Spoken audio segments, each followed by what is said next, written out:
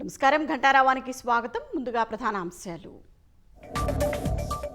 ఇచ్చిన మాట ప్రకారం సుపరిపాలనలో తొలి అడుగు వేశామన్న సీఎం. రాష్ట్ర పునర్నిర్మాణం లక్ష్యంతో పనిచేస్తున్నామని ఉద్ఘాటన.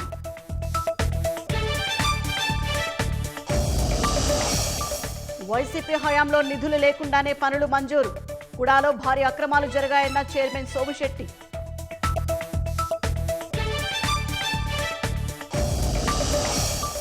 ఓర్వకల్లులో పెట్టుబడులకు ముందుకొచ్చిన రిలయన్స్ 1622 కోట్లతో ఆర్సీపీఎల్ యూనిట్ ఏర్పాటుకు ఒప్పందం.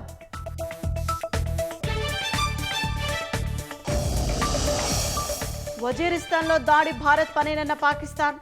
దాయాది ఆరోపణల్ని ఖండించిన విదేశాంగ శాఖ.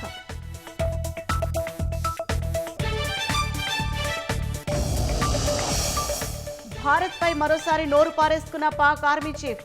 ఢిల్లీ తమపై అకారణంగా 2 సార్లు దాడి చేసిందని ఆరోపణ.